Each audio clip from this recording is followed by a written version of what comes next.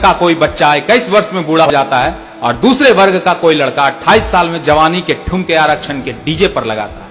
बिहार जहां गणित में निगेटिव अंक पाने वाला व्यक्ति सिस्टम के माइनस से गुणा करके इस प्रकार पॉजिटिव बन जाता है कि नौकरी तो अकेले में घर बुलाकर कहती है, ए जी हमको रखिएगा।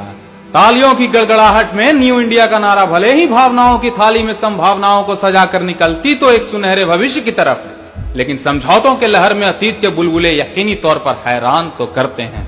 चलिए माना अपने मूल उद्देश्य की पूर्ति के लिए आरक्षण की यह व्यवस्था संसद, प्रदेश के साथ साथ सिविल सर्विसेज जैसी संवैधानिक संस्थाओं तक तो ठीक थी, लेकिन इस व्यवस्था को टेक्निकल, मेडिकल और आर्थिक क्षेत्र के विशेष योग्यता वाले पद प्रतिष्ठानों पर थोप के अव्यवस्था की नींव योग्यता के पैमानों को शर्मसार इसीलिए करती है क्योंकि इन क्षेत्रों में योग्यता से समझौता बनारस जैसे शहरों में पुलों का गिरना या फिर सरकारी विद्यालयों में शिक्षकों को राष्ट्रपति का नाम तक न पता होने से जाहिर होता है।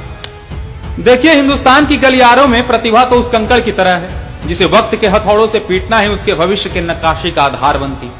जिम्मेदारी के बोझ तले संस्कारों की गठरी बांधकर कोई युवा कंपटीशन के जंग में कूदता तो ऐसे है मानो जमीन हिल जाए।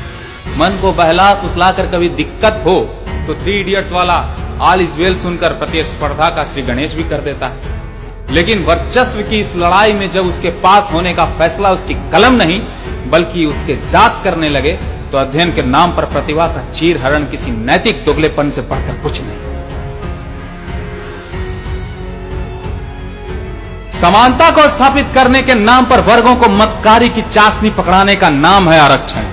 समुदाय विशेष को सिर्फ जन्म के आधार पर अंकों की मुफ्तखोरी का अद्भुत आयाम है आरक्षण। अद्भुत इसलिए क्योंकि जन्म के समय अगर किलकारियों की आवाज से जात पात पता चल जाती तो साहित्य के हर एक कोने से शब्दों के माटी से ऐसा महल बनता जिसमें लोगों की नुमाइंदगी उनके कर्म से नहीं बल्कि आन बान और शान से बनी आरक्षण के शीश महल से होती। इसीलिए वक्त की यह मांग है कि बदलता हिंदुस्तान बदलाव की एक ऐसी कहानी लिखे, बदलता बिहार बदलाव की एक ऐसी कहानी लिखे जिसमें अवसरों की समानता ही भविष्य की पहली ईंट साबित हो। भविष्य जो विद्यमान हो, भविष्य जो कायनात के गगन में दैदीप्यमान हो, भविष्य जिसमें प्रतिभा के प्रकाश का जातिवाद के अंधकार तले सम्मान हो और अंततः भविष्य जो बिहार और हिंदुस्तान के चप्पे चप्पे में एक समान हो। धन्यवाद।